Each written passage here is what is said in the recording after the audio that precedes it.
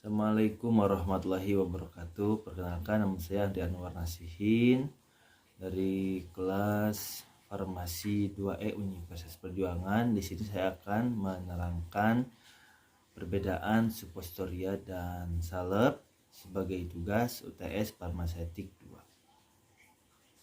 Definisi salep menurut FIE 4, salep adalah sediaan setengah padat ditujukan untuk pemakaian topikal pada kulit atau selaput lendir. Sini ada beberapa basis salep. Pertama basis hidrokarbon, kemudian basis salep serap, kemudian basis yang dapat dicuci dengan air, kemudian basis yang larut dalam air. Untuk basis hidrokarbon, dasar salep lemak di sini contohnya ada peselin, kemudian ada basis serap atau absorpsi. Sini ada lanolin, kemudian basis yang dapat dicuci dengan air, dasar salep serap yang dapat dibersihkan dengan air, contohnya finishing cream. Kemudian basis yang dapat larut dalam air, basis yang larut dalam air ini biasanya disebut sebagai glycerols karena tidak mengandung bahan berlemak. Sini ada komposisi sediaan resep. Resep salep 24 ada campora 2%, MF Ungenta SUE. Jika dibaca di sini, buatlah salep 24 sebanyak 15 gram, tambahkan campora 2%, dibuat menjadi salep. Karena salep 24 ini memiliki resep standar, yaitu tiap 10 gram mengandung asam salisilat 200 mg, kemudian sulfur 400 mg, dan vaselin pelapum ad 10 gram. Adapun cara perhitungannya, asam salisilat 15/10 dikali 0,2. Kenapa 15/10? Karena dimintanya 15 gram, sedangkan standar itu adalah 10 gram. Kemudian untuk sulfurnya 15/10 dikali 0,4, jumlahnya 600 mg, kemudian vaselin pelapum ad 10 gram. Kemudian campora sebanyak 2% dikali 10, jadi 0,2 gram atau 200 mg. Di sini pasti ada penambahan bobot. Salep menjadi 15,02 gram. Selanjutnya ada metode pembuatan salep. Metode pembuatan salep ada dua. Pertama dengan metode pelelehan, kemudian metode triturasi. Metode pelelehan, zat pembawa atau zat berkhasiat itu dilelehkan bersamaan dan diaduk sampai membentuk fase yang homogen. Kemudian metode triturasi, zat yang tidak larut dicampur dengan sedikit basis yang akan dipakai atau dengan salah satu zat pembantu, kemudian dilanjutkan dengan penambahan sisa basis. Dan untuk etiket, dalam dunia farmasi itu ada dua etiket. Pertama ada etiket putih dan etiket biru. Untuk etiket putih itu digunakan untuk obat-obat yang melalui mulut. Jadi etiket putih. Nah, kalau untuk etiket biru, karena salep merupakan sediaan yang dipakai di luar atau di permukaan kulit, jadi etiket untuk salep itu berwarna biru. Untuk kemasan dan penyimpanan salep, kemasan primer untuk sediaan semisolid dapat dibedakan berdasarkan bentuk kemasan dan pembuatan kemasan itu sendiri. Berdasarkan bentuk kemasannya, kemasan primer untuk sediaan semisolid terbagi menjadi kemasan pot, kemasan tube, dan kemasan saset. Dan kebanyakan salep yang disimpan pada temperatur di bawah 30 derajat untuk mencegah kelembekan, apalagi salep yang bersifat mencair. Kelebihan dan kekurangan salep.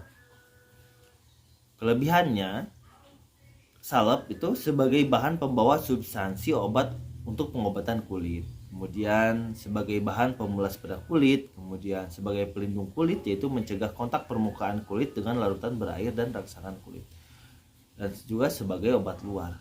Sedangkan untuk kekurangannya itu biasanya sesuaikan dengan dasar salepnya. Untuk dasar salep hidrokarbon itu sifatnya yang berminyak, dapat meningkatkan noda pada pakaian serta kulit yang tercuci dan dibersihkan dari permukaan kulit. Jadi dia itu bisa meninggalkan noda pada pakaian gitu, apalagi pada kulit gitu. Kemudian salep basis absorpsi sehingga kurang tepat digunakan sebagai pendukung bahan-bahan yang kurang stabil dengan adanya air. Dan yang terakhir, salep mempunyai sifat hidrofil atau mengikat air. Selanjutnya, definisi suppositoria. Menurut FI edisi 4 halaman 16, suppositoria adalah sediaan padat dalam berbagai bobot bentuk yang diberikan melalui rektal, uretal, vaginal, umumnya meleleh, melunak, atau melarut pada suhu tubuh. Untuk basis suppositoria sendiri itu ada 3. Pertama ada basis berminyak atau berlemak, kemudian ada basis yang larut dalam air, dan basis yang bercampur dengan air, kemudian ada basis lainnya. Untuk basis berminyak berlemak, basis berlemak ini basis yang paling banyak digunakan karena memiliki dasarnya itu adalah oleum kakao. Selanjutnya basis yang larut di dalam air itu, air merupakan kumpulan yang penting dari kelompok ini adalah gelatin dan gliseril. Basis gelatin gliseril paling sering digunakan dalam pembuatan suppositoria vaginal, di mana memang diharapkan efek setempat yang cukup lama. Kemudian basis lainnya dalam kelompok basis ini termasuk campuran bersifat seperti lemak yang larut dalam air. Bahan-bahan ini mungkin membentuk zat kimia yang campuran fisika atau campuran fisika. Komposisi sediaan resep untuk suppositoria. Ambillah aminopilin 0,3, buat dan campurkan menjadi suppositoria dengan basisnya oleum kakao. Datalis dosis nomor 2, berarti 0,3 dikali 2. Berarti dibuat sediaan 2 suppositoria. Hanya ada yang unik cara perhitungan pilihan bahannya di sini. Ada ketentuannya. Jumlah suppositoria yang dibuat itu dilebihkan 1. Tadi kan dibuat 2 menjadi dilebihkan 1 menjadi 3. Dan ada nilai tukar oleum kakao untuk 1 gram aminopilin. Itu bisa dilihat di IMO halaman 161 sebanyak 0,86 gram. Untuk meningkatkan titik lebur ini diusul boleh ditambahkan sera kelapa sebanyak 5%. Ini untuk perhitungannya aminopilin 0,3 gram dikali 3 supo menjadi 0,9 gram untuk aminopilinnya. Berat suponya 3 dikali 3 gram. Kenapa 3 gram? Karena untuk aturan untuk dewasa itu 3 gram, sedangkan untuk anak-anak itu 2 gram. Jadi 3 dikali 3 sama 9 gram untuk berat total suponya. Nah, di sini ada nilai tukar aminopilin 0,86 gram sesuai aturan dikali 0,9 menjadi 0,774 mg.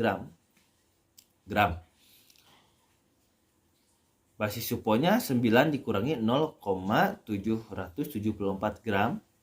Kemudian hasilnya adalah 8,226 gram. Untuk oleum kakaonya 95% dikali 8,226 gram. Ini kenapa 95%? Karena total sediaan itu harus memenuhi 100%. Berhubung tadi ada usul sera kelapa 5% menjadi 95% untuk oleum kakaonya. Kalaupun tidak berarti 100% itu menggunakan oleum kakao. Jadi 95% dikali 8,226 gram menjadi 7,815 gram. Untuk sera pelapanya 5/100 dikali 8,226 gram sama dengan 0,411. Kemudian metode pembuatan suppositoria. Pertama dengan metode dengan tangan. Metode ini dengan cara menggulung basis supostoria yang telah dicampurkan homogen dan mengandung zat aktif menjadi bentuk yang dikehendaki, jadi dengan tangan langsung. Kemudian untuk yang kedua, cetak kompresi. Larutan massa dingin menjadi suatu bentuk yang dikehendaki. Suatu roda tangan berputar menekan suatu bistor pada massa supostoria yang diisikan dalam silinder sehingga massa terdorong masuk ke dalam cetakan. Yang ketiga, metode tuang. Metode yang paling umum digunakan ini pada supostoria skala kecil dan skala besar adalah pencetakan. Jadi yang sudah dileburkan basisnya dan sudah berisi zat aktif kemudian dimasukkan ke dalam cetakan. Seperti itu. Persyaratan supostoria. Supostoria sebaiknya melebur dalam beberapa menit pada suhu tubuh atau melarut. Kemudian pembebasan dan responsi obat yang baik. Kemudian daya tahan dan daya penyimpanan yang baik tanpa ketengikan, pewarnaan, penegerasan, kemantapan bentuk, daya patah yang baik dan stabilitas yang memadai dari bahan obat. Kemudian daya serap terhadap cairan lipofil dan hidrofil. Untuk etiketnya ini tadi bahwa etiket putih itu untuk obat yang melalui mulut oral itu menggunakan etiket warna putih, sedangkan untuk etiket biru itu di luar itu.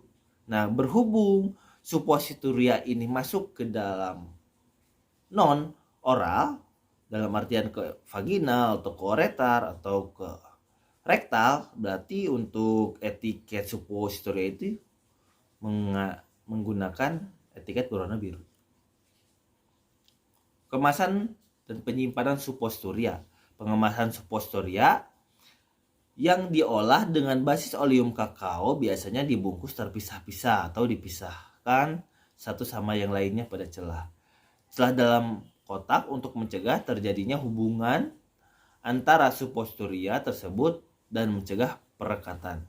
Untuk penyimpanannya supostoria itu baiknya disimpan pada tempat dingin atau lemari es. Keuntungan dan kerugian supostoria. Untuk keuntungannya dapat menghindari terjadinya iritasi pada lambung, dapat menghindari kerusakan obat oleh enzim pencernaan dan asam lambung. Obat dapat masuk langsung pada saluran darah sehingga obat dapat berefek lebih cepat daripada penggunaan oral. Kemudian baik bagi pasien yang mudah muntah atau tidak sadar, itu kan bisa melalui rektal itu. Meskipun gak sadar bisa langsung masuk. Kemudian kerugiannya, pengisapan menimbulkan rasa tidak nyaman, jelas tidak nyaman di saluran yang jarang kita masukkan sesuatu, biasanya kita melalui mulut seperti itu. Dan bahan obat terabsorpsi secara lambat menghasilkan waktu aksi terapeutik yang lama. Penyimpanan dengan kelembaban yang tinggi dapat menyerap kelembaban yang cenderung menjadi mengembang. Terima kasih, mungkin itu dari saya. Mohon maaf banyak kekurangan. Assalamualaikum warahmatullahi wabarakatuh.